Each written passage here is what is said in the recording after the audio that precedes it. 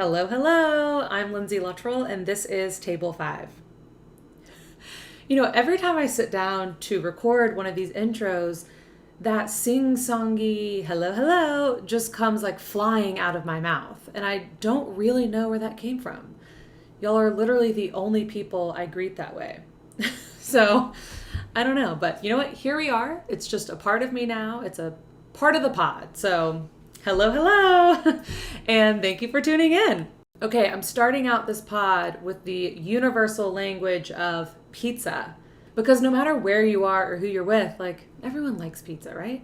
I just went to a place in Los Angeles for the second time called Pizzeria Se, and it is Tokyo style Neapolitan pizza.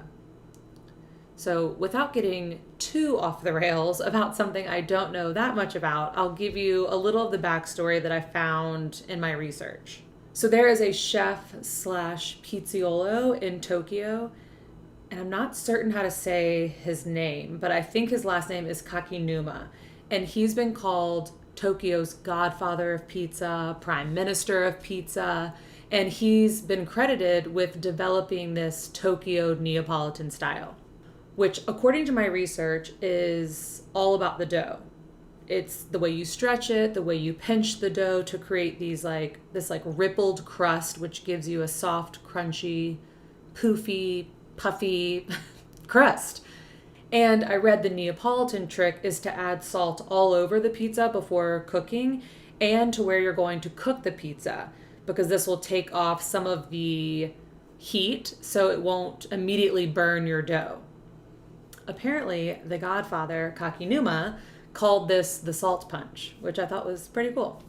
There's clearly a lot of research and things to say and technique and a lot to learn about Japanese Tokyo style pizza, and I'm certainly not the one to be divulging and sharing all this information as fact, but I just thought that everything I was reading was so interesting that I wanted to share a little bit about what I had found.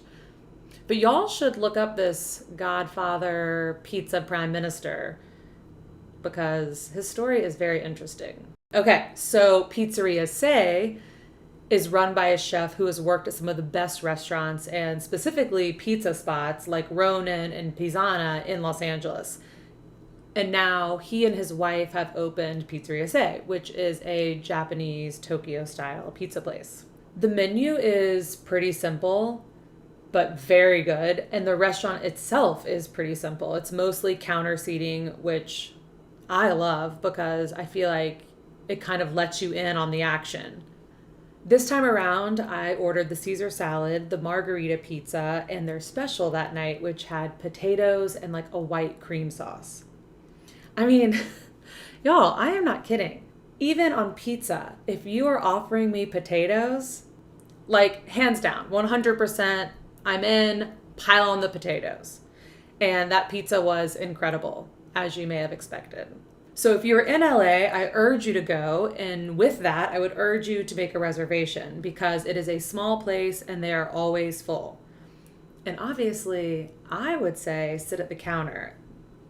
There are a few tables, but it's just so cool, like sitting there and watching the team create your pizza. In fact, you can head to Table 5's Instagram to see what I mean and my fancy little reel I did from my last experience. So now for my next guest. You may know her from Top Chef or Tournament of Champions, amongst other shows. She's a chef. She owns a restaurant and catering company. She's a wife and a mother. And my new favorite term, a Gulf Southerner. We talk about her early life trying to figure out what she was good at, reevaluating her path and choosing culinary school over college, her love of plants, teaching her children to be kind humans, and we break down all things Southern.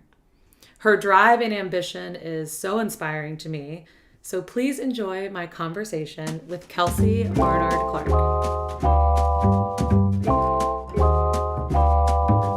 How's it going? Great, how are you? Good. Oh my God, your fiddle leaf fig is giving me It's huge. so much FOMO. Such a huge one. Yeah, that's like my biggest one here, and I have a lot of them, but she's the queen one. I wish you could see the one in my living room that has not one leaf on it anymore. Oh, no. And I have like rehabbed it so many times and finally was just like, you know what? It's time. It is what it is. I can't bring her back to life. She just wasn't meant to be here after X amount of years. So I've given up, but I'm so jealous every time I see a good fiddle leaf. I mean, yours has life. I've got a lot of them, but this one's like, yeah. And Dang. what's interesting about it is that literally all of the fiddle leaves I have, I got when they were like 2 feet tall, like baby. So most of them are like 6 years old. This one's old. So what's the secret? Just out of curiosity, because it doesn't like mine was like in a living room by a window. I mean, I thought it was doing what it was supposed to do, getting natural light, watering it frequently. So I actually, I've said this before, but I look at plants. I definitely am like a very big plant person. And I didn't really get into it until like, I don't know, maybe 5 years ago, got like obsessed with it. And I kind of look at plants the same way I look at like baking and pastry. It's very methodical, like a recipe. So you have to be like very consistent and very methodical. So with the plants inside, I mean, this is going to sound like serial killer-ish, but I love every it. afternoon, I water all the plants and they literally get like a measurement of water. So like this one gets 3 cups of water every Tuesday around 3 or 4 o'clock. Wait, how did you come up with the measurements? Like, why do you Really know? don't know. I have no idea. I read this article once where it was talking about like how plants are like children and they want consistency and they need to know when they are going to be watered, because if they don't know, then they like hold in water or they release water. And so I read this article about it and I was like, that makes a lot of sense, because it's like if they know they're going to get fed on Tuesday, they're going to like stretch their water out for a week, right? So that's the way they operate. So if you overwater them, it like funks everything up, because they're like, we don't know what to do with all this water. So it just sits there. And if you underwater them, obviously they just die. But, and then I kind of read about like per quart size of how big the plant is how much water you give them. Interesting. Well, no wonder I failed because I'm not a baker and I don't have a green thumb. So clearly it wasn't meant to be. 90% of the time, I feel like people kill their plants from overwatering, not underwatering. Yeah. I think that may have been my problem. I would take it out every Sunday out into like my courtyard and I would just Oh drown yeah. it with the hose for a little bit. And then I'd let it sit out there in the sun and then I'd bring it back in. And I think when it got too big for me to move and maneuver like that, which also my Yeah. mom was like, you shouldn't be moving your plant that much. So it's just Oh, a comedy of errors. once a year I do that maybe, but I do spray mine like with a water bottle, because with fiddle leaves, if their leaves get dusty, they die because they can't breathe. So Oh, that's lots, smart. lots of fiddle leaf. Yeah. Fiddle for you. I'm like, well, now we know. Yes, Oh my exactly. gosh. Well, I'm so excited to have you Me on, obviously, too. for like several reasons. One, your culinary background, clearly, that's what this podcast is about. And I love talking to fellow Southerners, but also we have our shared love of Jeannie Flowers Mann, Yes, it's so funny. who I call Barb. Hey, Barb. Do you really? I don't know when I started that. I mean, I'm assuming in college, but I always call her Barb. That's hilarious. I've never heard that. Yeah. Um, Uh-oh. Bring it to Dothan. I'm gonna have to tell her when I see her next. Like, hey. And in fact, her child has been walking my child into school every day. So I see her kids all the That time. is so sweet. And when you drop off, like the little kids get dropped off, a bigger kid walks into the classroom. And it's been her oldest daughter for the past few times, which is Oh so my cute. gosh, that's adorable. That's so Hmm. sweet. Yeah. So we have for those listening, we have a mutual friend. I went to college with Jeannie, and I guess you've grown up with Jeannie. Yeah, she lived in the same neighborhood as me. And she, she has a lot of siblings. And one of Yes. her brothers is my age, and one of her sisters is my sister's age. And then she has like all of her siblings were in the same classes as me and my siblings. So Oh my God. yeah, she Love was that. older, really didn't hang out with her as much, but her sister and I cheered together, and she drove me to and from cheerleading every day. Like, it's a small town. Just a Yeah. very story. If you're from a small town, I know everybody else is like, oh my gosh, but I'm like, yeah, that's just the way it works. And I little, know. That's so funny. Yeah. Okay. So tell me. So I was reading, actually, I had never heard this before and it like blew my mind. I read something about you where it says, a born and raised Gulf Southerner. And I was like, wow, what? Because I'm a Gulf Southerner and I've never known how to say it. Like I'm always like, oh, I'm from right below Alabama on the Gulf side of Yeah. Florida. It's called Destin because otherwise people are like, oh, like Miami, Tampa, they instantly go South Florida. Well, I started saying that on Top Chef. And the reason why it all kind of started was because I would say I was from Alabama or the South, and then people will be like, farmers, fried chicken. And I was like, that's so not what I grew up like. So Right. I started saying all the time. And actually, it was like Top Chef who kind of dubbed that because I said, like, no, I'm not like a traditional, what you think of as traditional Southern in terms of like, we didn't have a fryer. My mom never we didn't cook like that. We ate mostly seafood. And like where my town is literally on the Florida line. Like it's 10 minutes away to Florida. So we grew up spending 50% of our time in Florida and at the beach. So for me, and my whole family's from Mobile, it just became this thing of like, I've got to make sure we're clear here that like I am not. And then it's funny because my husband's, he is like what you would consider like a Southerner. He's from Right. Alabama, farming, like all of that. But it's I think specifically in Alabama, you really do have this like very split difference in types of Southern people. Totally. Yeah, like you're saying, you're from the South, but it is not what you would think of. Destin, No. Florida, not like typical Southern. And yeah, so that's where it all started, was just kind of me being like, wait, no, no, no, no. I had to learn how to fry chicken because I didn't grow up with fried chicken. Like, Right. I didn't make biscuits growing up, none of that. Yeah. So it's And I do get that there are so many layers. I mean, I consider myself from the South. My dad is from a small town in Alabama. My mom is from Tennessee. They met at the University of Alabama. They lived in Mobile, had my sister, and then moved to Destin when my twin sister and I were born. It's like we were born there right yeah, before we were born. They moved there. And I grew up on the Gulf, like same yeah, as you, like that Southern Gulf seafood. And my grandmother did make the best fried chicken I've ever had and sweet tea. I'm like, it's very Southern. My parents are exactly what you would imagine Southern parents being. So like I resonate with it so much. And all of my parents' friends were from the South. Like Destin ended up being like a transplant of a bunch of like all of their best friends are like Mississippi and Louisiana and whatever, who all end up in Destin. So I just grew up around it and thought that was normal. And then moving to LA and telling people I'm from the South, and like, you don't have an accent. Where are you from? And I'm like, oh, Florida. They're like, that's not the South. And I'm like, oh, okay, it's hard to explain. So yeah. Well, I'm and like, like, oh, I just want people to understand and they don't. yeah, no, especially Florida is we have a house in Panama City, and then Oh, okay. we've grown up going to the beach, and especially like now, I bought a house 3 years ago in Panama City, and I'm there like 50% of the time. So, Right. and people will be like, "Oh, well, Florida's not the South," and I'm like, "Well, it's actually the southernmost part of the United States, so it is the South." Yeah.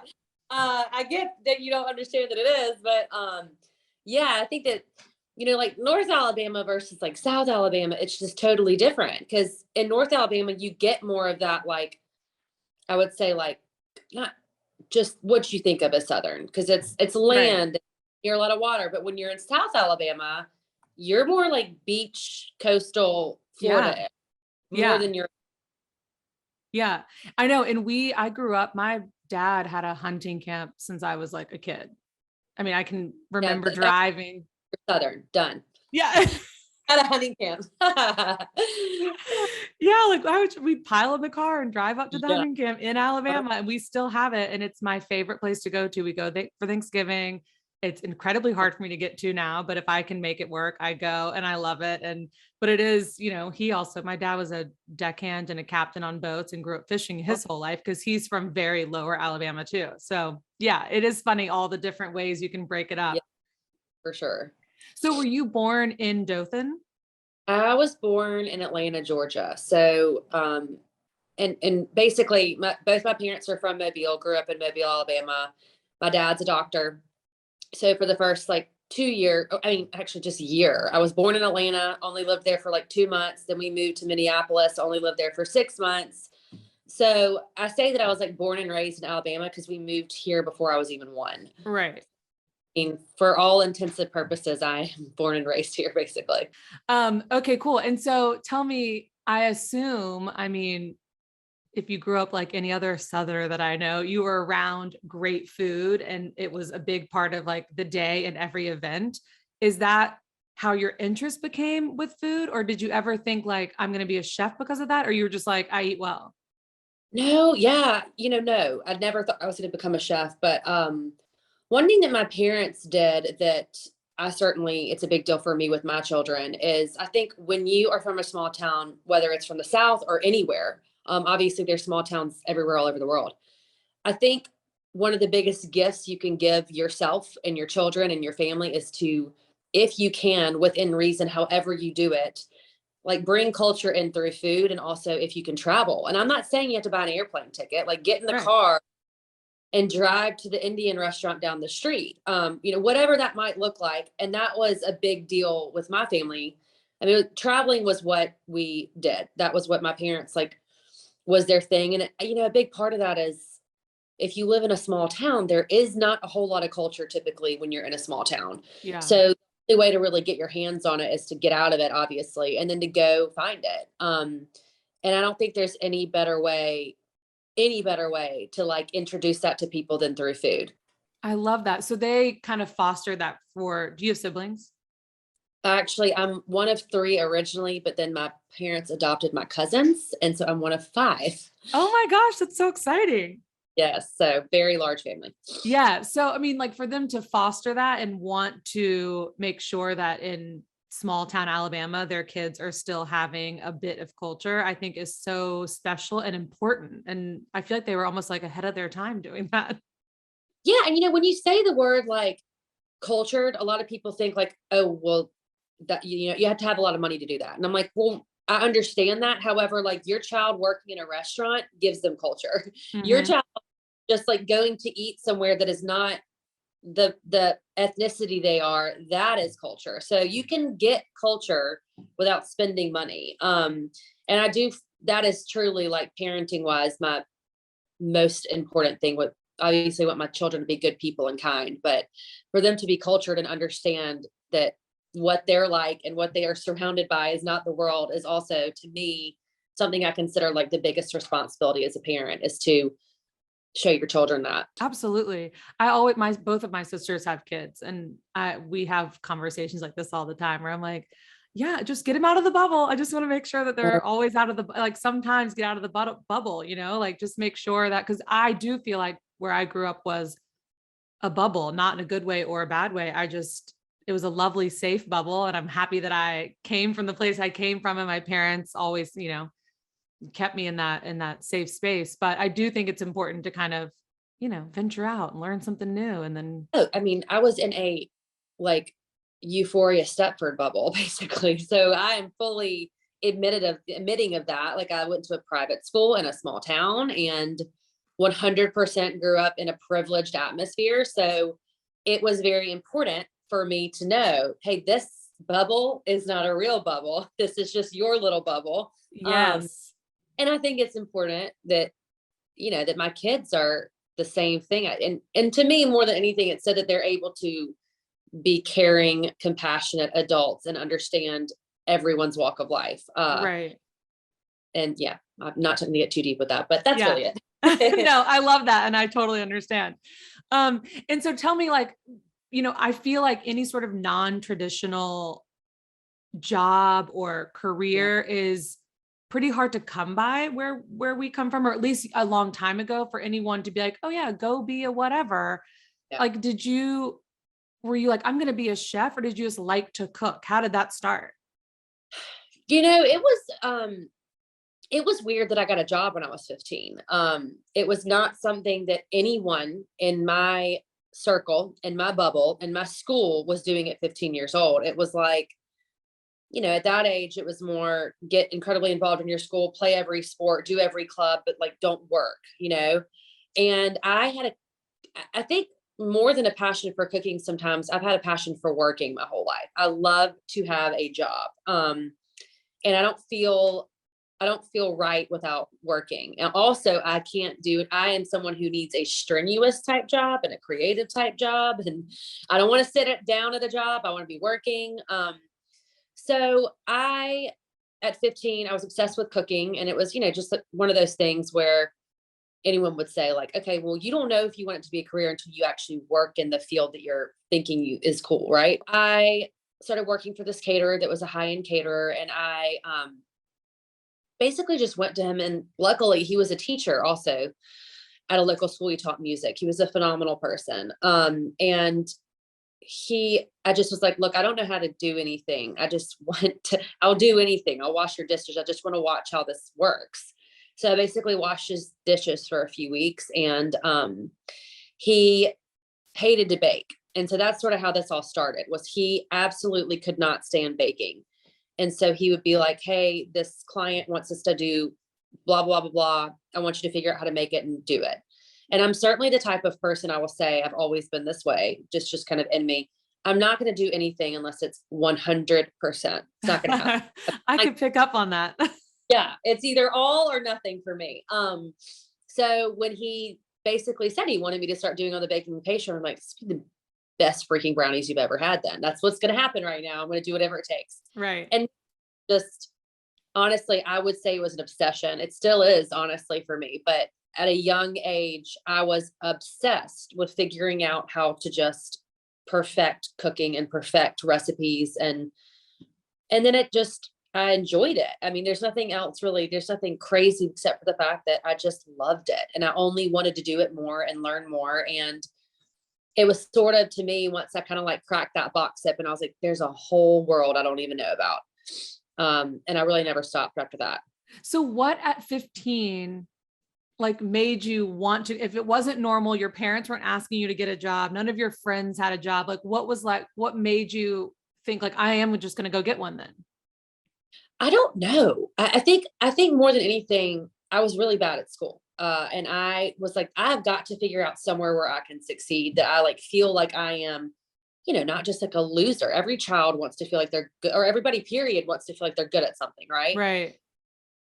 And, like I danced, but I wasn't the best dancer, and I was a cheerleader, but I wasn't the best cheerleader. I played soccer, but I wasn't the best soccer player. So it was like, I'd not found where my talent was. Right. And it bothered the hell out of me. Cause I was like, okay, no one is just talentless in life. Everyone's good at something. There's got to be something that I'm great at. And I was not, I remember they were like, you should do pageants. You'd be great at pageants. And I was like, I am not going to be good at being pretty. This is not going to be my freaking life. I am not going to do that. Like, I'm not going to perfect performing on it. That's not going to be what I do. Oh my gosh, I'm cracking up. I'm not going to be good at being pretty. What people say, they're like, oh, well, you're cute. You could be a pageant girl. And I was like, that's not it. That is not all I can do. This cannot be it. And there's nothing against pageants. It just was like, not me. That wasn't me. So I think that's where it all started for me, is I was like, I've got to figure out like, what am I going to do? What am I going to be good at? And I knew I loved to cook. And I will tell you that the moment I started cooking, I definitely had like a natural talent for it. It is something that I have had to work at. I'll always have to work hard at, but naturally I know what tastes good. And naturally if I worked hard at it, it was going to be good, because I had that in me. So it was kind of natural after that point. I'm so envious of that innate like drive in you. Like a part of me is like, I'm sure that's like a blessing and a curse. You're probably thinking like, don't be, or like, yeah, it is. But I was just saying the other day to a friend, I'm like, I realized in the last couple of years, I had a therapist say, well, I mean, cause you're a perfectionist. And I was like, I'm not a perfectionist. And she's like, well, yeah, you are. And I was like, no, I'm not, because I assumed like perfectionists were like type A, like very rigid and, and I'm not like that. So I was like, I don't think I am. And then I really tapped into that and realized I'm like the kind of perfectionist where I'm like, it needs to be perfect. And then if it's not perfect, instead of being like, I'm going to rise the occasion and like figure it out, it like buckles me completely. I'm like, oh my gosh, what do? I can't do it now because it's not going to be perfect. And I feel like you're like, I got to find where my talent is, and I'm going to go excel at it. And then you do it. And I'm like, I'm very jealous of that, like innate wanting to like get it right. And then go do it. Well, I swear, and I've said this, I think that being so bad at so many things is like why I am the way I am now. It's, and I believe this to my core, every bad thing that happens to you and every bad decision that you have made and you have done is going to be the most important thing in your life. Sure. Like the good things and the exciting things, the successful things honestly aren't even as memorable and like lesson worthy as these bad things. Cause when something bad happens to you or you do something bad, I think that as a person, anyone who like cares, you're like, I don't want to do that again. I don't want to be here again. What the hell do I need to do to make sure that doesn't happen? Right. And for me, I knew what it felt like to feel like just bad at stuff. And I knew what it felt like to feel like, I mean, this is a very small thing. And I am fully aware that what is about to come out of my mouth is going to sound like the most pretentious, ridiculous thing on the planet. I love a good preface. It is my life. I understand. But, and I'm not saying it's the hardest thing to go through, but when I was in a sorority my freshman year, I was the only person in like years who didn't make grades and almost got kicked out. What's it called when you get on that list? Oh, is it I was going to say demerit, but that's not it. It's like, I didn't get, what does it even mean whenever you finally officially become the sorority? Like the first year, you're just like a pledge and then you're like a member. Yeah, whatever, all that. Clearly I know so much about it. I know, but to say, I'm like, I was in one and I'm still like, what? I don't know. But that was in college and it was so embarrassing. Like, I don't care what type of way you are, but to be the only single person who like can't cut it on something is just really embarrassing. So after that was like my freshman year and I just was terrible at school. I mean, there's just I tried so hard. Like people bought my note cards. In fact, I had professors be like, can we buy your notebooks, like your study guides? I was like, sure. Can I get like points for these? Cause I'm going to fail this test tomorrow. I'm just a terrible test taker. I am the worst at it. So after all those kind of like being horrible at school, being just not anything was working, I was just like, all right, I've got to just screw all of this and start over. I've got to figure out something else because you can't keep putting square pegs in round holes your whole life. Right. Like I've scratch that plan. What else is there? Wait, it's so interesting that you were bad at school, even though you're saying that you put all this effort in, like the note cards and whatever, and like the study guides, and like, that's crazy. Did you ever get tested to see if you just were not good at test taking, or was there ever sort of a learning disability there? I have a learning disability, ADHD, which I mean, like half the world has ADHD. Yeah, I mean, we all do at this point. Mine, and I'm not this way anymore. I'm pretty sure I'd be fine now, but I was like, I would second guess everything. So I would get there, I would know, and then I'd be like, but it was all a worrying thing, really. Yeah. And yeah, I did a lot of stuff. Like I would have people like have me do tests by myself in a room. And it just was there was just a moment where I went, this is so much work and I don't even care about any of this. I don't know why I'm here. Yeah. So I think that's a big part of it too, is when you truly don't care about what you're doing. It's kind of hard to be really good at it. Yeah. I think that you need to care. And you went to, I mean, I hate to even say it on here. You went to Auburn. Is that correct? Yeah. But I think, I'm a big Alabama fan now. Oh, but I love that. Roll Tide. Yeah. Roll Tide. I didn't really care. I'm going to be real honest with y'all. I like to tell people that I went to Auburn because they had a hotel and restaurant management program, but actually I went to Auburn because it was closer to my boyfriend and my best friends were going there. So that is the really honest truth, y'all, that's why I went there. The biggest secret that Kelsey has. That big, dirty white lie I've told my whole life. Because the reality is I didn't care why I was going to college because I didn't care about college. But I was like, well, my best friends are going there. My boyfriend's way closer. He's an Auburn fan. He wants to go to Auburn after his second year. So yeah, that's what I'll do. And so then like you're in college, you're like, I hate this. It's so hard. It's not working for me. And you were like, did you convince your parents you could go to culinary school? How'd that happen? Were you just like, I'm peacing out and like, I'll figure it out? No, I will tell you this. I was so unhappy my freshman and sophomore year. Although if you go back and look, you would not see a girl that looked unhappy, but like, sure. Hey, remind everyone listening that social media and pictures are fake. remember, everything's fake. No, but really, I definitely played the role well. I definitely like went into it, had friends, all of that, but I just did not feel like have you ever been living in your life and you're like, how did I end up here? And why am I doing this? And you truly feel like you've been acting in a role for Yes. a little while. I felt that way multiple times in my life, but that was one of I look at it now. If I ever feel like I'm acting a role in a part of my own life, then I stop and I quit that, because that's not the good decision. That's the bad decision. And you're doing the bad decisions. If you feel like you're playing a part in someone else's life and you're kind of outside looking in, then maybe you need to reevaluate what you're doing. And that was me for 2 years. Nothing felt me. I truly felt like I was just being this fraud of a person and just doing what I felt like everyone thought I should be doing. Um, and very long story short, I woke myself up. After, my second year, I was going to go, it was like summer, and I just finished my summer classes, which were freaking terrible. It was all awful. And I literally just dropped out online on my phone in the movie theater. I was like, screw this. I'm done faking this. I'm done living this life. I don't care what the repercussions are from here. I don't know what I'm doing, but I'm not doing this anymore. Oh, wow. And it was just like a hard stop for me. And then I figured out, okay, that was serious. I seriously just dropped out of college with zero plans. So what am I going to do? And that really was like the moment that changed my whole life. Because I think after that, everyone thought, and I love when people doubt me.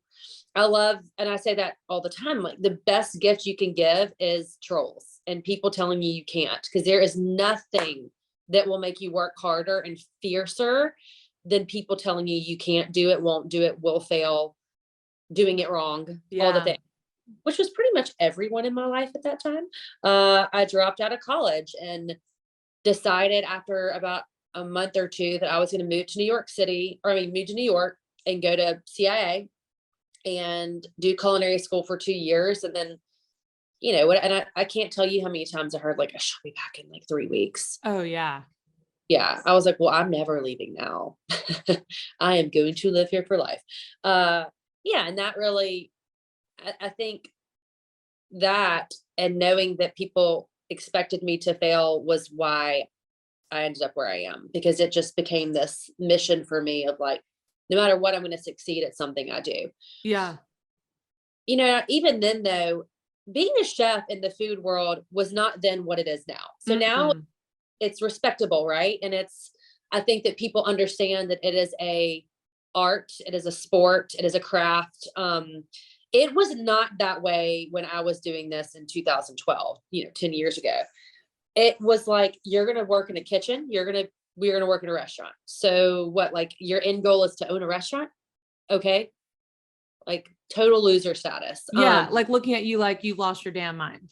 Yeah, 100%. And maybe I had, but it also, yeah, I don't know, maybe I did, but I mean, I was pretty determined to make something out of it. And, honestly, I actually said to the president, he like called me into his office, because his wife was from Alabama at CIA. And I was a little bit of like a weirdo at that school, and really just at that time, definitely a weirdo. Like, why is this Southern girl from sorority girl, basically? She looks like a sorority Yeah. girl. You look like it, whether you are or not. It was honestly, I tell people this, I'm like, we've all seen Legally Blonde. It was the chef version of Legally Blonde. Like this pink princess blonde pops into Harvard, right? That was me at the Harvard of culinary school. So it was the exact same scenario. So Wow. a lot of people just like, who the hell is this girl and what is she doing here? What a joke. And I actually said which I was, this is so cringe, but now it's hilarious. And my school, because of all those things, was like, I need to talk to this girl. She needs guidance. And his wife was from Alabama. So he like took like a fondness for helping me. He was like, what are you doing here? Like, what's your end goal? And I was like, I want to be on Food Network. And he was like, that isn't going to happen. That doesn't happen. No. And I was like, well, I'm going to. And I said that. And then I remember walking out and like 5 years later being like, that was so stupid. You don't say that when you're just like, don't even cook. you say you're going to be on Food Network. And now it's funny because obviously I've been on Food Network. Right. Oh my gosh. I mean, have you had any communication with him since you left school? Yes, we talk a good bit. I mean, he keeps up with me. I keep up with him. His wife and I are good friends. She actually invited me to go to France with her in August. Like we are I just did the commencement speech with them. Yeah. And he's like, do you remember what you said to me? He actually brought it up when I was in New York with like, I think it was in January doing the speech. He said, do you remember what you said to me that first day? And he said this in front of everyone. I said, oh, I remember, trust me. I remember vividly. Now he was like, well, I guess the joke's on me because you showed me. And he's joking about it. But yeah, I think I've always had large goals, but I think that, that saying you aim high, and the higher you aim, you're still going to miss high. And that's sort of always been the way I've kind of done things. It's like, just shoot for the top. And even if you fall third, you're still up there. So don't shoot for the lowest achievable thing. And I try to keep that up at least. Wait, that must have been such a gratifying feeling to be like, I mean, sure, at the time you had no idea if you'd get on Food Network or not, but now you've been on Top Chef, Food Network shows, you're judging, you're an expert. People like, it's like, that must be such a gratifying feeling, even though y'all are friends, but just to be like, yeah, like I said, here I am, It's funny, like when people say that to me, because one thing for me, I understand all those things that you just said is what I do, but that's just not how I feel. For me, I'm never like, oh, I've made it or I've done the thing. I'm like, no, this is still the beginning. I have so much more to do. I'm not there yet. And I think so for me, I don't even think I like stop to gratify anything. So I'm like, next. Yeah. I feel like it's hard to, recognize your own accomplishments. I was just having that conversation with my dad, and I'm like, it's hard for me to realize it on my own. And it's like every now and then one of my best friends who I met out here, but now lives back in Jacksonville, every now and then she'll call and be like, I was just thinking about how like, holy shit, like you still live in LA and you're like producing shows and you did it. You're still there and whatever. And I'm like, oh yeah, it doesn't feel like that. I'm just kind of like, I'm in the daily grind. So like, thank you it's so nice of you to say like, and it's like, unless Maureen calls and reminds me, like, I literally don't think about it. It doesn't feel that way. And it is, I'm telling you what though, those people in your life are in so many ways the best thing ever. It's like, I have a fantastic group of girlfriends in my town, one of which is the best friend I went to Auburn with. Yeah. Her sister. And then, and all these people that we had this group text, and I said something a few days ago. I was like, I don't know, like, I just really got to get it together about something. And they were like, Kelsey, you have it, you got it together. I was like, no, I mean, when I'm successful and like, once I've really made it, and they were like, who the hell are you talking about right now? Yourself? No, that makes no sense. And I was like, oh, well, that's not how it feels on the inside. So yeah, I know it's hard to tap into that and be like, oh, you did it. Way to go. But I do think it's important. Like if I ever can get there, I do think it'd be really nice to recognize certain goals and accomplishments that I set out for and have achieved, but it's not in my makeup. And obviously maybe tomorrow or like in 5 years, but not today. Yeah. Not today. Not today. That's so funny. So what did your parents think when you were like, I'm leaving Auburn, which to be like the normal path for me, and I'm going to New York and I'm going to go be a chef and like do culinary? I mean, were they like, you lost your mind, or were they the ones who believed in that because they knew that you loved it? My parents have never really, they say, I'll be honest with you, they say, and they acted very supportive, but promise you, there were some very private conversations of like, what the hell has she done? I guarantee, because that's not what they wanted me to do. That's not. And I wasted their money on a side note. So right. Wasting their money, about to ask them to spend more money. And so my end goal here is for you to spend an absorbent amount of money on culinary school for me to be a line cook one day. Right. It's all good, right. And so I think that they played the part well. They absolutely were supportive to me, but I'm sure if you I don't know if they would ever admit it, actually. I'm pretty sure they wouldn't. But yeah, I'm sure they were like, because I had kind of lost my mind. I mean, dropping out online on my phone is not the best decision, just spontaneously.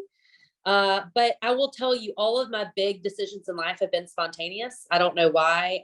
For me, if I think about something too long, I'll either not do it or overthink it to the point that I won't be good at it. So for me, it's got to be like a cutthroat, quick decision, move on, fix it, do it. So I think that's where that started on this spontaneous large decision making that I do.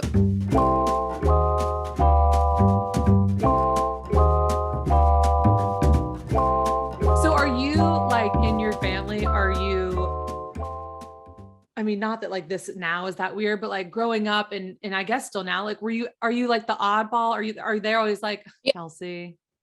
The rebel, 100%. Yeah. The most likely to get in trouble and break every rule, me. I've never been, never been like in trouble for real, but I definitely worked hard at it. I definitely tried to be very much in trouble. Yeah, because I mean, it's just seeing Top Chef, like they clearly wanted to paint you as like the Southern Belle, just like you were saying, like the Elle Yeah. Woods of the culinary scene, like coming in like, oh, what? Like it's hard.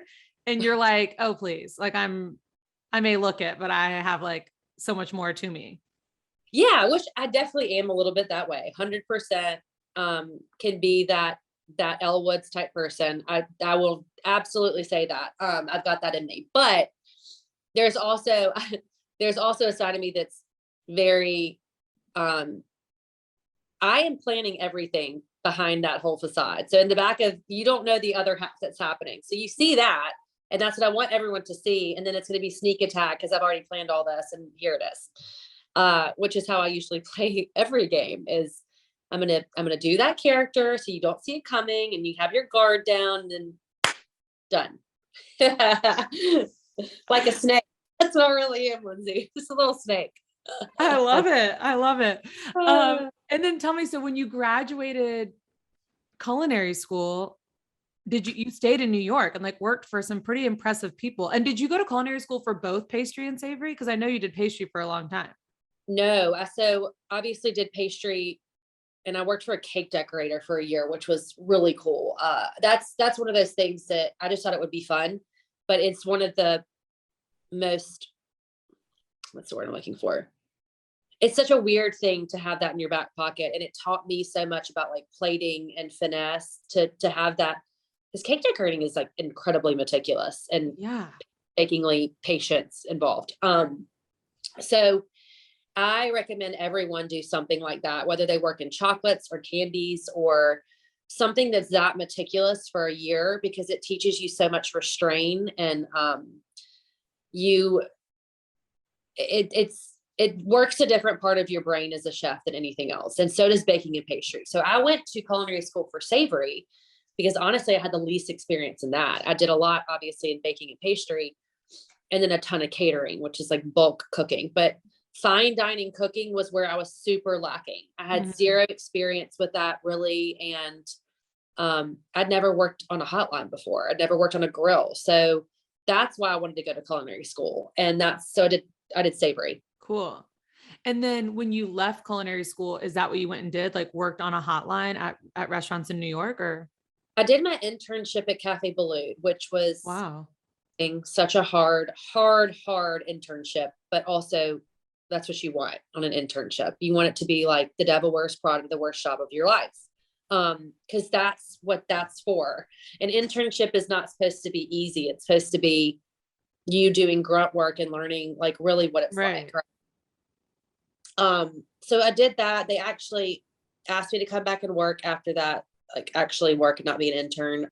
And I came back at like did weekends and stuff with them. But then I don't know, I graduated from culinary school and just had this thought of like, if I ever want to run a kitchen, I need to know how to do every job. And I don't know how to do the baking and pastry fine dining job. I have no idea how to do that. I know how to do cakes and things like that, but I don't know how to do a plated dessert. I've never done that. I don't know how to do a canal. So I just looked for every Michelin restaurant that was hiring pastry chefs, and then just was like, hey, I don't have any experience. Do you want to hire me? Appealing, right? Hey, Anyone? yeah. Uh-huh. And I staged at a few Michelin restaurants, and ended up taking a job at Dovetail, which was by far, it was very similar to like that Cafe Boulud, very Right. fun. And the pastry chef, there was a very small team. So it was just me and her and one other person. And she said, you need to figure out how to do a quenelle within like 4 days or else this isn't going to work. We're just going to let you work. But you know, it might not work. And you better believe I figured out how to quenelle in 4 days. That's like all I did for 4 days. Like, I can do this. I can do this. I look back on that time of like, I would sit with my best friend who was also a chef, and we would drink champagne and I would quenelle. And she was like, are you freaking done yet? Like, can we stop quenelling? What is the trick to that actually? I mean, everyone has their own way of doing it. I would say it's definitely something, I don't know. I think it would like, I've seen a lot of different styles in doing it. You have to just kind of figure out what's most comfortable to you. It's sort of kind of like telling someone how to play golf. Like, how do you hit a golf ball and how's your swing? It's just dependent on how you work. But it is weird. It's a weird rhythm to it. And the ice cream has to be a perfect consistency. The spoon has to be a perfect temperature. You have to like, and you only have really one try with it for real. And then you have to go back and do it again. It's a very weird talent. Yeah. Really useless unless you're doing, unless you're a chef. But you mastered it, I'm certain. Yeah. Yeah. I always joke that if I die and if I stop working as a chef, I'm going to have like a book full of completely useless talents. Like, I will have nothing to show for my life because all I've ever done is that. You will have fiddle leaf fig Yes, skills that you can show. I can do flowers. Oh my gosh. And so how long did you live in New York? 4 years total. New York is hard. I lived there before. Oh yeah.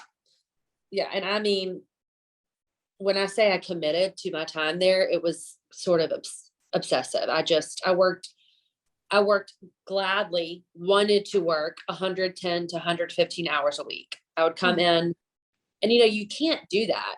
Obviously, nobody can do that. And so I would just be like, I'm coming in. I'm not going to clock in for the first 4 hours, but I'm coming into work. And that's what I did for that whole time. And that is just FYI for whoever's listening. That is nothing against my employers. They could not have stopped me. I was like, I want to learn. I'm coming in. I know you cannot pay me more than this many hours a week, but I want to learn more. It's actually, this is actually why when I ended up leaving New York, because there was a point when I was at Dovetail, so the sous chef that I was only working there for about 3 months when the sous chef left to go to another job. So then basically I became the sous chef. oh wow. And I was like 22 years old. I'd only been there for 3 months, but I was like, okay. And they didn't want to officially give me the title because they were like, she's so young and she's brand new and she just started doing this. Like, we can't give a title to someone who doesn't have like the time. But I was the sous chef. And so I kind of became obsessed with being like the best sous chef, unofficial sous chef there was. Oh And wow. I can't imagine that being the course you took. can't imagine that happening. And there was a point when I was like, this traveling back and forth to my apartment is getting just ridiculous. Can I please just have a cot and I can sleep in the dining room? Like, this is getting ridiculous. Kelsey. And, it was on Saturday nights. I was like, just one night a week, I'm asking if I can just like sleep over because it'd be easier. Because like Saturdays I would get off at like 2 or 3 a.m.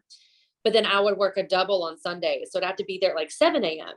So I was like, this is just ridiculous. By the time I get home, it's just a pain. It's frustrating me. And they were like, you can't sleep in the restaurant.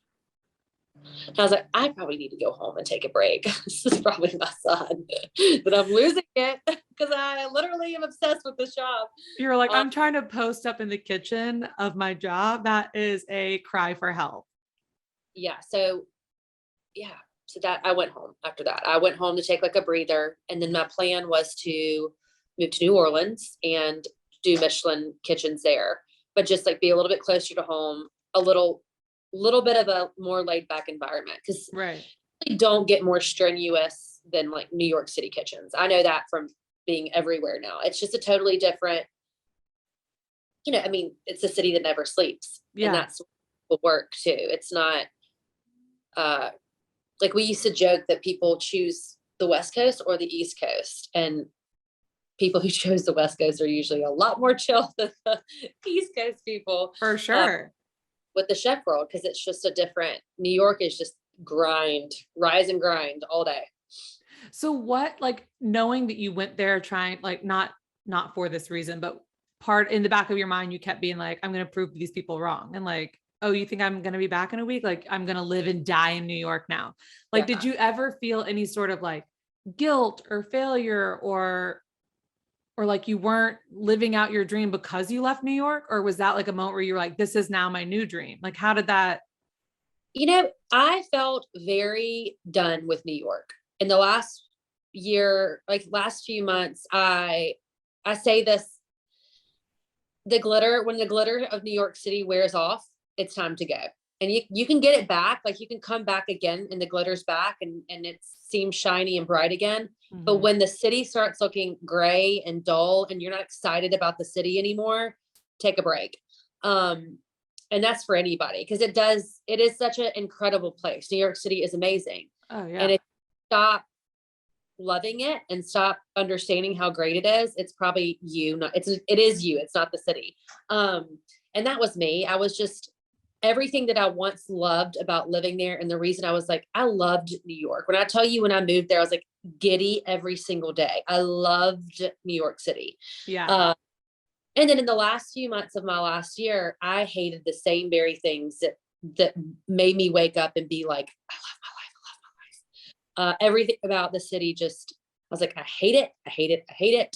I want fresh air. I want to see water. And that's when I knew, like, I need a change of scenery. At least I'm not saying goodbye forever to New York, but I'm definitely saying goodbye for a little bit. And then I moved home, and my mom really was one who urged me to do this catering business. The caterer I worked for had passed away. He was the only person I'm talking about, like, not just in our town, but he also catered at the beach, where like now I do that too. It was very sought after at the beach and in Dothan in terms of the only person who could do like Martha Stewart type weddings. And it was a huge void for that because there was no one that could fill that role. Mm-hmm. So I was like, you know what? That is easy and comfortable for me. I know I can be good at that. I'm going to just get some money in my pocket, take a breather, and do catering, where it's like, that's me coming home, is going back into catering. The very long story short of it is that I threw it was stupid to give up what I had once I got here. And there was just a moment where I was like, why am I so adamant about running away from a place that is so supportive mm-hmm. and wanting to stay? And I also realized how rare that was. Most people don't have anywhere to go where it's like they would be missed if they left in a business world.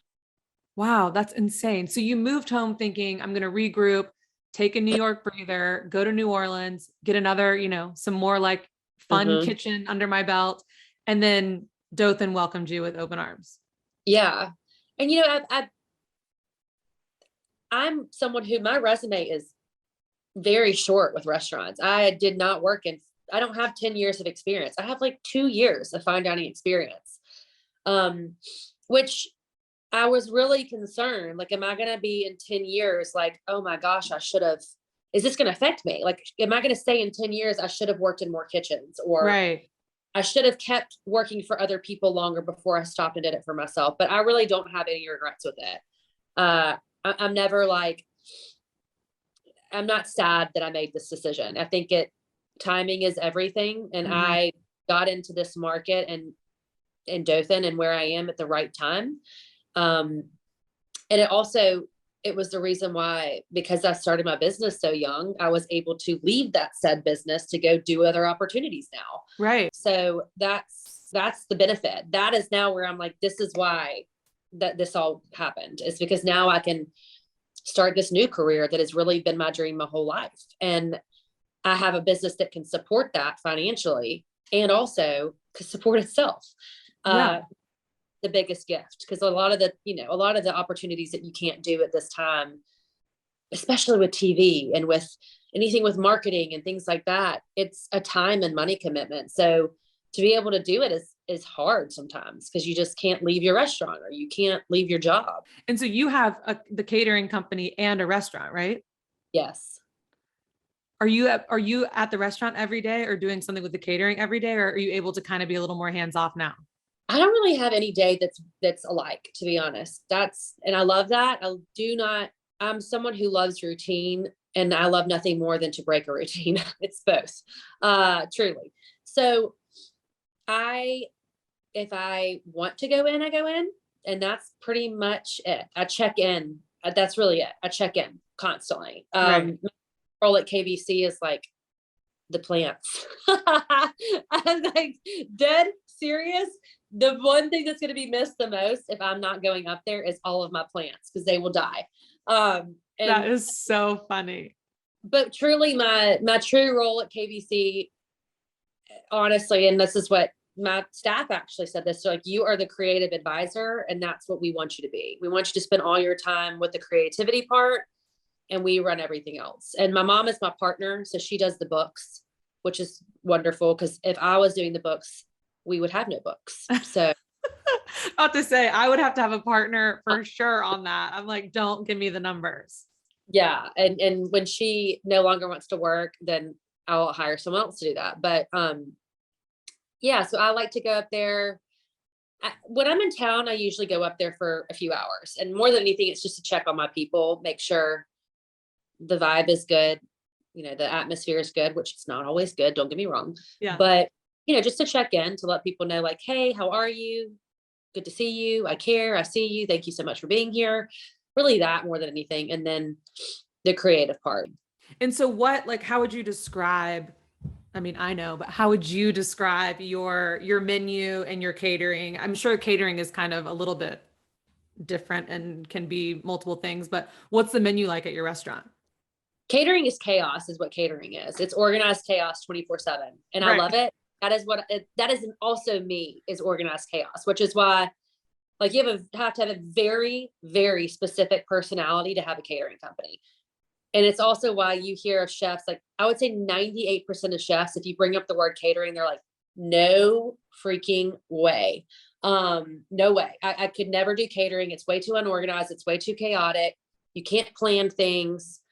But it actually is like the most beneficial thing that I've learned, is that I started out in catering. So everything was at a baseline of chaos for me always. I literally thrive in it.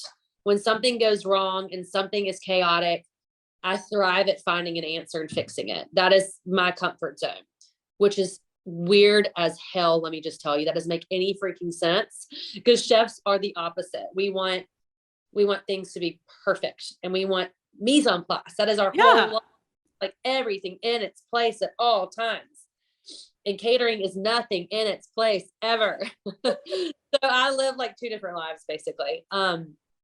But it's really great, and it's definitely the reason why I've been good at competing, because that's the hardest part about competing as a chef, is that everything that you're used to in your body, you can't do while competing.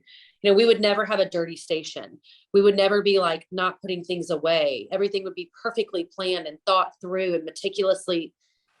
And that is the opposite of competing. Competing is like wing it. Everything is wing it. It's dirty. It's chaotic. Which is why I've excelled sometimes. So you were saying your restaurant is Southern food. Yeah. Yes. Yeah. Where were we with this?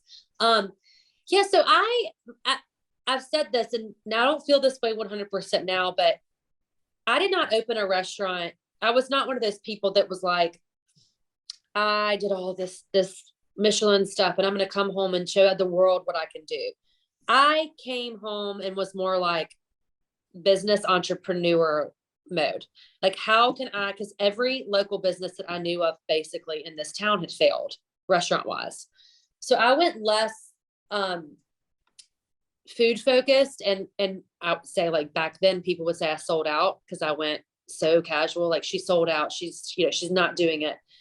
But the bottom line was that like, at the end of the day, this is a business I need to make money at. And I need to, if I want to keep this restaurant open and I want to have a great staff, then this has to be a great environment to work in. And we have to make money so that people want to work here. And that was the my first restaurant failed because I was trying to make my food. My second restaurant is a success because I started listening to what people wanted me to make.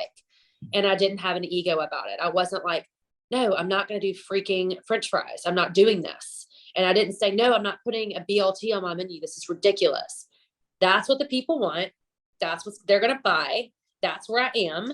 So, you know, it's basically a read the room moment, like read the freaking room. And that's what woke me up. And I have no like ego about my restaurant. If someone says like, it's not, you know, she won Top Chef, but it's not the best food I've ever had. I was like, it's not supposed to be. Right. I know it's not the best food I've ever had either. Never cooked either. But it's, you know, it's meant to be what it is. And for me, I've said this a lot, but you have to understand as well, I am in a small town. I don't have a pool of chefs to pull from. And what gives me more joy than making these ridiculous Michelin star level food is being able to employ people that otherwise would not have a job, and being able to train people and give them a career where they thought that they didn't have any hope for a career. And that's what's become the most important thing to me as I guess, as a boss and an entrepreneur, is like, how can we change people's lives by giving them jobs here? How can we change their course of what could happen by just giving them, looking at them and saying, hey, we want to train you to do this, and telling them they're good at it and giving them that. Like what, that just does wonders for people. I feel like I read somewhere that you employ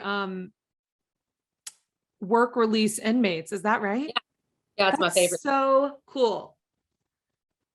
Yes. What made you do that? Like what inspired you to do that? Well, it started because of COVID. The dead serious. This is how this started. I mean, COVID has been obviously we can sit here and talk about the negatives of COVID, but we don't need to. The world. But there were some incredibly huge blessings from that. And I say that personally because I'm a person that would never have had a hard stop and change things. And so for me, us having to change things and think outside the box is now why we are more successful. And we were having a hard time getting employees, like the world. And so my general manager heard about CCO, and she was like, do you feel comfortable with us trying? And I was like, yeah, I mean, I don't care. And I was like, as long as they didn't this is my whole thing. And I still say this, I was like, as long as they didn't abuse an animal or a child, I don't really give a shit what they did. I don't care. That's my rule. It's like, as long as it's a safe situation and we don't have to worry about someone hurting someone. Right. Yeah. I'm all about second chances. I'm all about third and fourth chances, like whatever. And that's how it started. And then now we hire through CCO more than we hire through anywhere. Because it's a great program. And I think when you are anyone in a job, whatever, and you're giving hope to someone who's feeling their most hopeless, it's amazing what they'll give you back. And that's what we see is some of the most dedicated, hardworking, thankful, I guess is the right word, employees, or grateful. Yeah. And we try to give them in return what they give to us. And that's all that matters. Oh my gosh. I love that.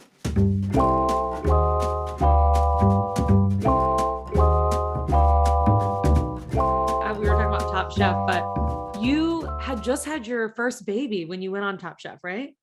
Yeah. 9-month-old. Oh my gosh. Were you like, Yeah. How did you even come to that decision? I did not. My general manager put my name in online for Top Chef, and then they called me, and then everyone forced me to do it. That's really what happened. I wanted to do it, but I did not want to do it. But then once I got there, and I would tell everyone, if you have any opportunity, not just Top Chef, if you have an opportunity to go on any show, you are truly losing your mind to say no to it. Because what comes out of TV, and especially a recognizable network, you cannot cannot replace. I mean, I'm a big fan of not saying no. I mean, I think you can attest to that. I will, because people will what if every scenario, and they'll talk themselves out of everything. And I'm like, my biggest thing that I always say is, what's the worst that could happen? Let's not talk about like, you're not making that much money doing it, or I don't really want to.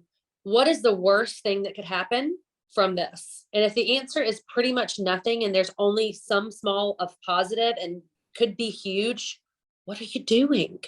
What are you doing? Do it. Do it. And that was how it ended up with me. Is it was like, I'm scared, but also I'm not going to not do something because I'm scared. So I'm going to do it because I am scared. I'm going to do it. So obviously you won Top Chef, but then you were also voted like fan favorite. Fan favorite meant a lot to me. I mean, obviously winning was amazing, but winning fan favorite, that was weirdly important to me. So I was like, I don't want to win and people, I mean, it was that way even while we were competing. Actually, my season wasn't an amazing season. I'm not saying that because I was on it. I'm saying it was a special season. And I'm saying that also because I've judged other seasons. The season I was on was just an amazing group of people that had high standards, high morals, high everything. And I cannot tell you how much I respect every single person who I competed with. And we had this pact basically where we were like, we're not letting anyone go down in flames, because whoever wins this is not going to win because someone else had their worst day. We're not doing that. That's not how we're doing this. We wouldn't let regular kitchen, and we're not going to let it happen here. So that was the precedent we all made. And especially towards the end, it was like, no one's going down in flames. We will help them. And then it'll be all about who has the best out of the best people's food. And so that was the way I wanted to win if I won. And then also after that, I was like, and I also want to make sure that I'm someone this world and my town and my state and my family and my friends are proud of after I've won. Like, did I win respectfully? Did I win with, was it a dignified win? Did I show right. That was important to me too. Cause like, we've all met some really sucky winners and people that, are great at something, but not great people. And so that was as well as that I won and the people wanted me to win, that I wasn't the person that they didn't want to win. Yeah. I feel like that would be such a compliment. It's like, being in a pageant and being, what is that? Miscongeniality.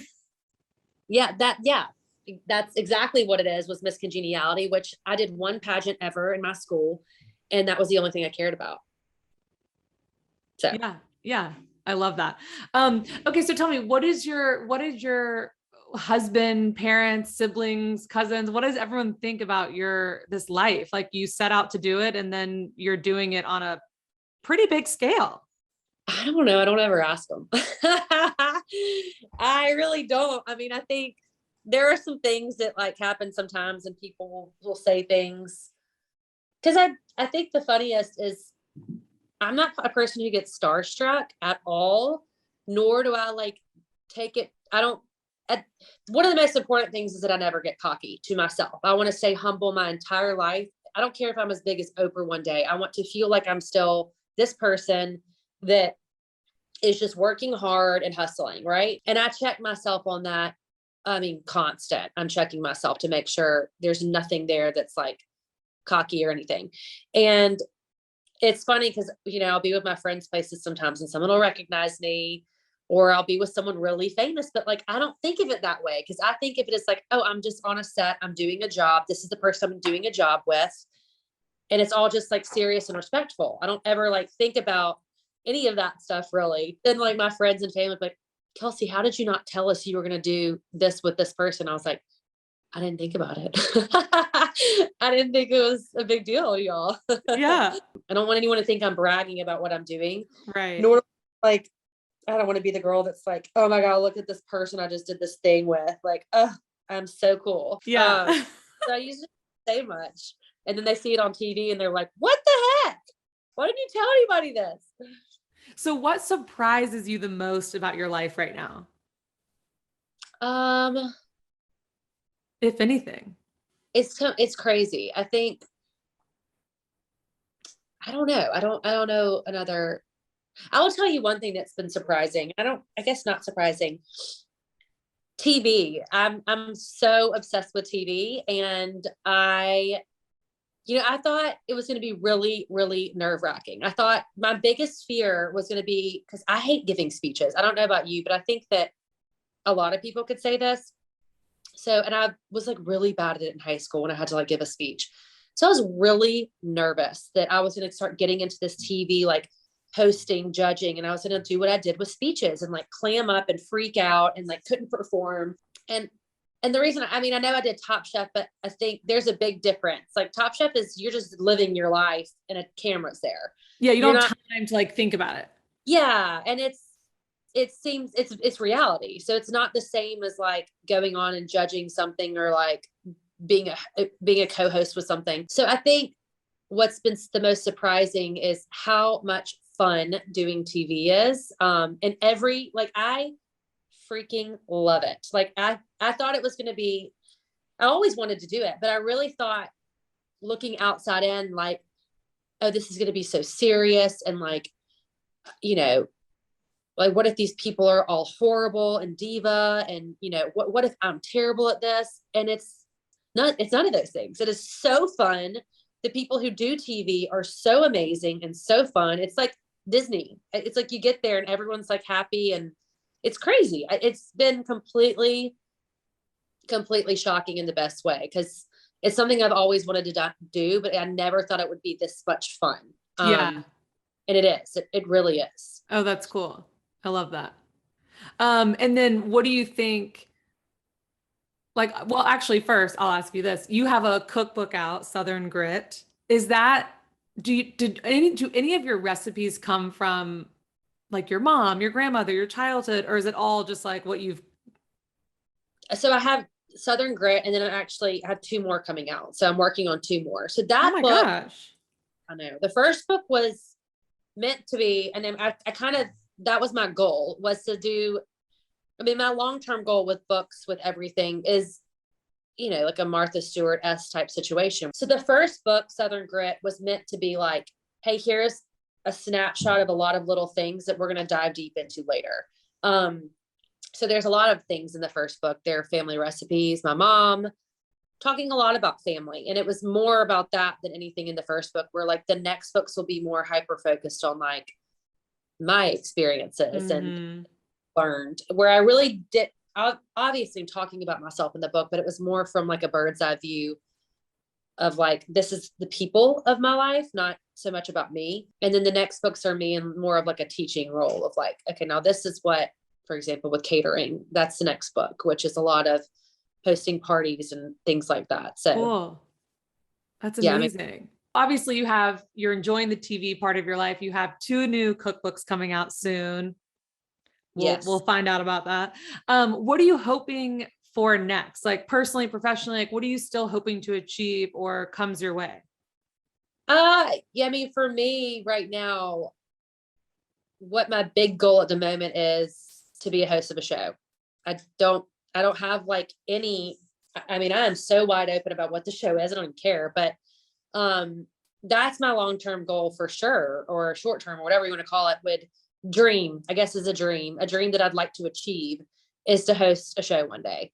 And yeah, that's pretty much my biggest goal. Obviously would love for the cookbooks to sell really well, but TV is just something that I really love and enjoy. So it's something that I've been kind of putting a lot of focus on. And then, eventually maybe open up another restaurant, but I'm a big stickler about having right timing. And I know for a fact it's not a right time for me. My kids are too young. I've got too much going on, and I want to put my focus on the TV, books, career. And a restaurant is very much like a newborn. It is your life for 2 years, right? And you have to commit to it just like you would commit to anything that needs your undivided attention for 2 years. And I cannot give that to a restaurant right now. So that would be a goal later. It's just not my goal now. Yeah, I was going to ask you, I mean, so you live in town where your family is, you have a husband, you have two kids, you have these businesses that are clearly flourishing and thriving. I know that you're always flying around doing stuff for Yeah. TV. Like, how do you manage that all? And I mean, just from my sisters and friends who have kids, like I hear all the time about the mom guilt. So like, is that a thing, or do you just like shove that away and tell it to go away? You're doing the best thing you can for your kids by having a life. Uh, you know, I don't have it anymore, to be honest. It peaks up every now and again, and it definitely is like these things happen. But uh, being on Top Chef was a cure all for that one for me. Because I think when you go on the thing about Top Chef that's incredibly unique is that and I say this to anyone who competes on any show, but like specifically, I would say towards Top Chef is that if you look at it more like a mentorship and you're here to soak up everything for 10 weeks and then also be competing on the side, that is the best gift you can give yourself. And so my biggest thing, I mean, Padma was harsh with me about like the first time I cried, she was like, I'm so sorry. Like, and then after that, she was like, stop, quit feeling guilty, stop. And it was amazing. Cause it was like, she wasn't saying it in like an ugly way. She was meaning it like, this is the best thing you can be doing for your children. This right here, stop feeling guilty, hard stop on it. Mm-hmm. There's no reason to feel bad for you leaving your child to be taken care of someone while you fulfill your dreams so that they can fulfill theirs one day. And when I had that full circle moment, like my kids can't be successful without me being successful. That's the way I look at it now. So I don't have guilt. I miss them. That's what I do. I definitely miss them when I'm gone for a long period of time, but guilt is not something that it is definitely not a feeling I have very often. Yeah. I love that you just said, she wasn't doing it in an ugly way. That's so Southern. Like, yeah. You know, my mom used to be like, don't be ugly to your sisters. Right? I have a sister actually that says that. I like don't hear it out here, obviously, but that just, I love it. What is your favorite like Southernism, your favorite like saying, or like only in the South? Not, I mean, because I'll say y'all and they're like, oh yeah, I can tell you're from the South. I'm like, that's a proper conjunction, everyone, pipe down. There's a lot of things that I still like, I'll say, or my friends will say it, it'll make me like giggle. I'm like, this just weird things. I guess like, this is a classic. I don't mean this ugly, but yes. Like, say something ugly. We're waiting. It's coming. Only Southerners would say that, or like, and this one gets me. I hear it. It sounds so ridiculous, and you'll like watch these like cheesy Southern TV shows, and they'll say it, and I'm like, nobody actually says that, but then we do. Well, people like will go, oh my God, bless her heart, and I'm like, we actually do say that. We really do. I think TV like does it in a way that we wouldn't say it, like the attitude and whatever, but like I say that often as well. You know what I say all the time, and it's only when I'm like in LA or I was actually with Eric Achapong the other day, and I said it, and he laughed at me. I said, oh my God, praise the Lord. He's like, nobody says that. I was like, oh, I just said it. Yeah.